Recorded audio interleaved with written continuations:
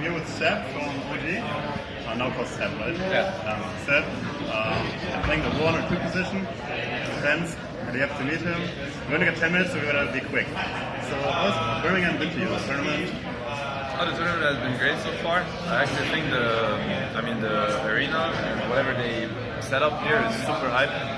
I think it looks great, and the atmosphere in the stadium is particularly hype. I had a blast playing yesterday. I think the crowd was also amazing, and generally, you always get to feel like that type of tension and hype.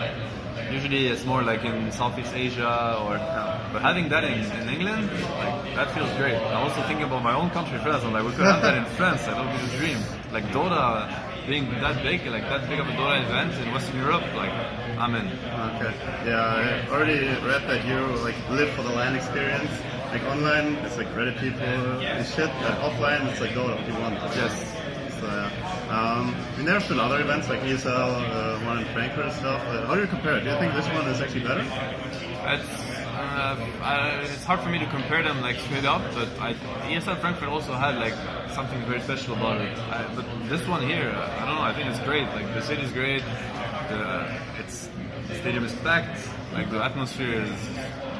The production is also amazing. I mean, there's nothing bad that I can find about that event so far. Okay. Except for the fact that we got knocked out, that's pretty bad. I guess.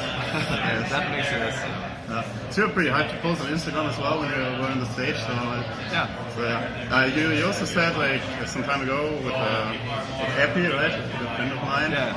You had a big talk. You also said that you're really an all-in guy. So you really commit everything to something. You're also not posting any blogs anymore because you're like a competitor now. You feel bad about that. So what do you think being a player again? I mean, it is a lot of fun. Like I really enjoy playing.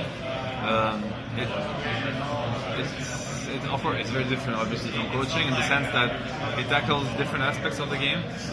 When you play, especially right now that I play core and like 1 or 2 position, particularly, you have to focus on your own game a lot more, which is something I've been missing, and I enjoy doing it. I also enjoy being on the other side where, of course, you still have to focus on your own game when you play support. That's not what I'm saying, but you want to be a bit more macro, right? When you play support. You're the captain. Yeah, when I used to be a captain and position 5 player. Like last time I played competitive before this, so it's very different.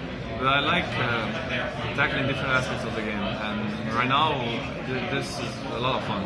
Okay, so you want to be the complete Dota player. You want to get 1, 2, 3, 4, 5 and coach. And coach. I've done it all. Casting too. Yeah, really. Yeah. ESL as well. So. You kind of did the different transition. Most older players transition to support, but you were a support and now are a core player. Do you think it's something special with you, or? It's hard to say. I just felt like I could easily. It just felt natural for me. Like I've never really stopped playing, even when I was coaching. I was playing a lot of Dota, and I was mainly playing mid. I started playing mid when Anna joined the team. Because he had a hard time expressing himself, or like what he wants. Exactly what he wanted. Yeah, he either sometimes didn't know, or sometimes had a hard time making it clear for others. He was very young when he joined the team, and it was his first time in a very competitive environment. So I started naturally playing mid because I thought it's my best way to help him is to put myself in his shoes and understand what he wants to do in the games and stuff, and help the team understand it and facilitate that synergy. Which is what I did, and I ended up playing mid for like a year almost, or 2. And I improved a lot. I got my rank 1 MMR, blah blah blah. And then I'm like, yeah. So I was like, I'm a pretty good player actually, and ended up doing the transition to mid. Now I'm moving a little bit more to a carry position. Which is a bit funny for me. Like, if you asked me to guess, like a year ago, you're gonna start playing mid, you 10K. I'm like, what are you talking about? Like, what is this? But it's been fun. Like, I have passion for not roles, like a lot of Dota heroes and the Mag. Yeah, the Mag, for example. Right now, like I could be playing Magnus, or I could be playing some Gyro. If I really enjoy playing the hero and the concept of it, and I want this hero to be successful, that's all he needs for me to be motivated and make it happen. I really love that about you. Like, you're the all-in kind of guy, and I wouldn't say I don't like it, but people like Arteezy and Sumo, like the young guys, if they stream or their attitude's like, I don't care, they're like, I don't care what's happening, You're going in. You're saying I care, and I think it's very fucking good.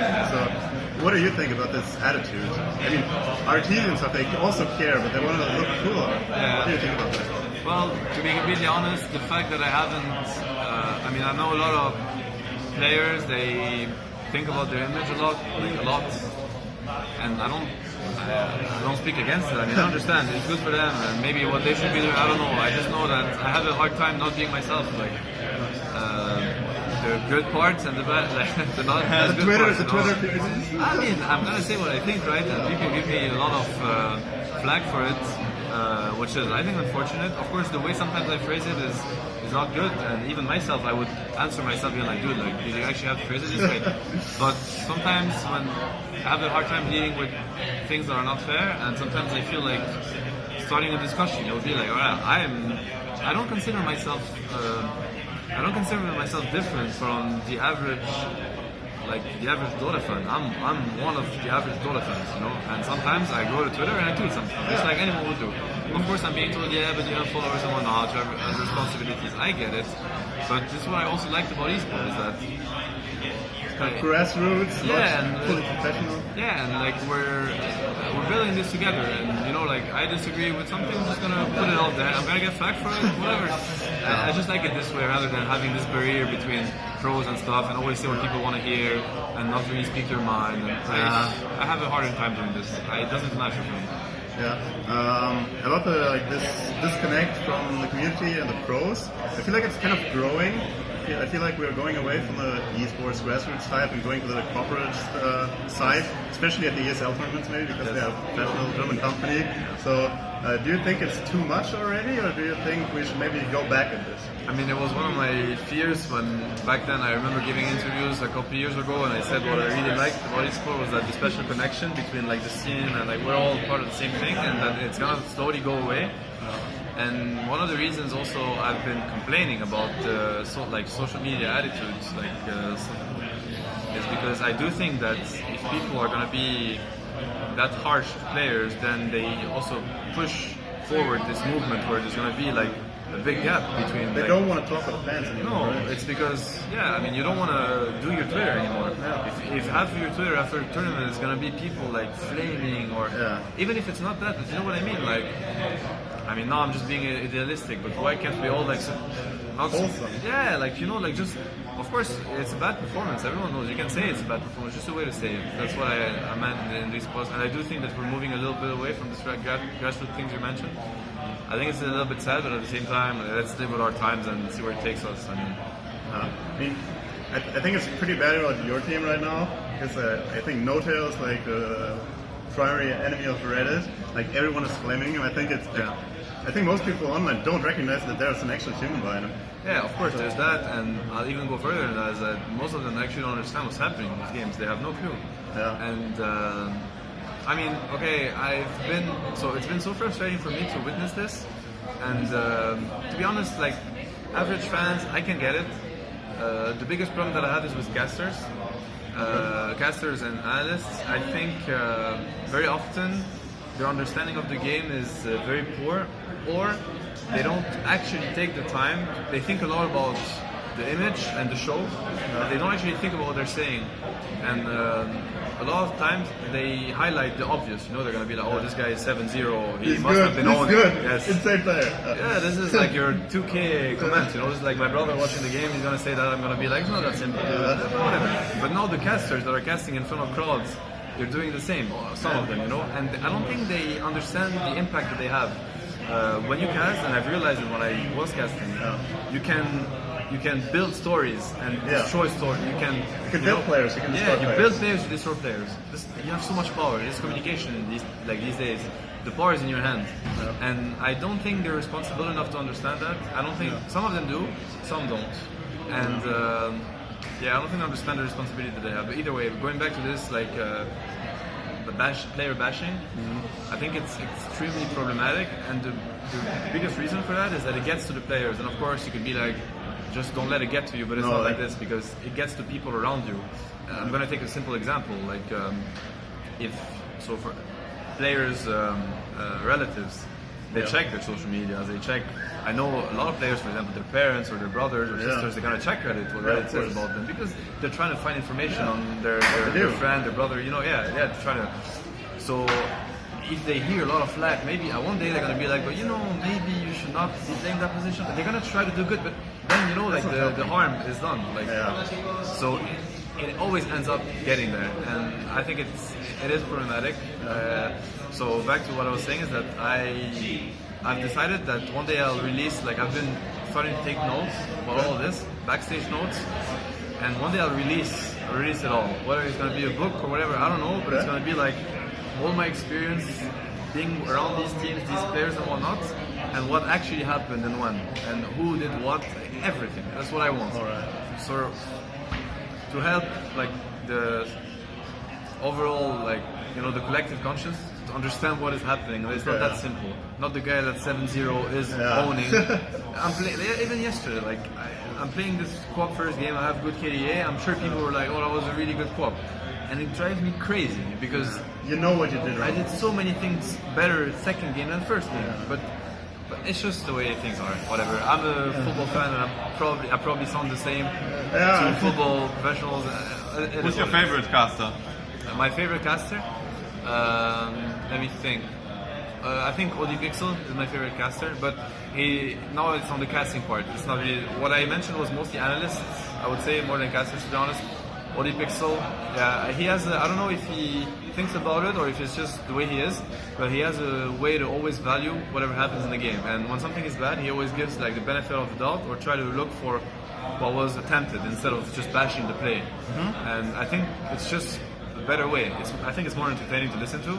I'd rather have someone hype me up and tell me like how good all the 10 players are, which they are most of the time. I'm gonna get really hyped about the game than someone telling me, oh, this guy is so bad, like what is he even trying to do? And I don't think that's the way of hyping casts anyway, especially when you're wrong about what you're saying.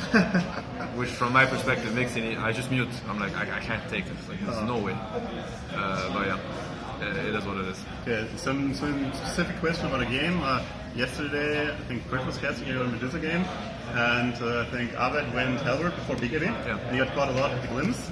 And then Britt was like, oh, he should have fought a BKB. The Halberd won them the game. Yeah. I want to tell you, at the Radiant Tier 1 top tower, you got Halberded in your ult, and that was the game, right? This was like, it wasn't brilliant. It was like, he won them the game. But I mean, of course, I don't want to. It's not that simple. But it was extremely. It was the best thing he could ever have done that game. Yeah. And of course, I mean, this classic. You're gonna tune in the stream and be like, oh, this DK is so bad. Look like BKB or person, you're so bad. I mean, and I listen to this. Now I'm on the right side. But let's say you're the guy that bought this, or it's well, you know, like this it drives me crazy if you want to really know the truth. But no, I can tell you that the Halberd was extremely smart because you have a Medusa that's I think ahead of any other hero in the game. Halberd is in the game. Yeah, and Halberd like just it's a 5-second stun like with this arm like 5.5. Yes, like you make a hero. It's like it's pretty much the same result as if you black hole the Medusa for 5 seconds. Or grip or something. Yes, and that's like one item. Obviously, it's also a good item because he can proc the Lincolns with it. He's tanky. It's a good DK item. It was brilliant, and I mean, So I thought to myself the stats suck against Darkseer. I thought the stats sucked against you being the only farm hero. So I was the armchair analyst. I thought to myself, maybe you should have bought like BKB Mjolnir or something. Do we have any? What do you mean on the Medusa? Yeah, on the Medusa. Well, the thing is, so in that game, Lincolns was really important.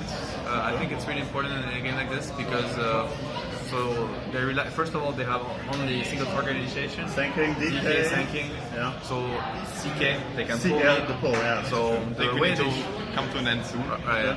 The way they should fight that game is like they pull me in, for example, and then they combo the backlines. This type of stuff. When I have Lincolns, I play on their faces, and they don't have an easy way to initiate fights. Okay. That's why Lincolns is so crucial. Pike is just a very solid item usually on Medusa. On the Dragon Lance and the Force Staff. I think that's just very good. I had a timing where if I buy Skadi, I would be too tanky for them to ever start to fight on me. Yes. That's why you motels the shivers, right? Yes, and at that point we had enough damage from the lineup. The problem is that we did not take the fights when we were strong enough to take them, and my timing went away completely. Okay. And then of course my item became underwhelming because we didn't use it. You know, it's like Gyro is going to buy a BKB, not fight, get out far and buy an enemy hero, and of course you're going to be like, well, why does Gyro not go Ags? Like, what is he trying to do? That's an inside thing. I'm not saying that I did the perfect items. I'm always putting myself in question mark. What I'm saying is that the items that I went for, I do not think we used them properly. At least, if we had used them and it didn't cut it, then I would have been able to say, okay, this is a bad item, though. Okay. BKB would have late game. I would have needed BKB and damage. Yeah, of course. Yeah. But I mean, it's because the game was out of control at that point. They're not supposed to come back in the game. All right. Yeah. Any closing words? From you, I'm very happy to talk to you. This was actually a great interview. It's probably the best interview I've done in a while. No, really, it was just like being able to openly talk about stuff, talk about the games. This was good. Thank you. Thank you very much.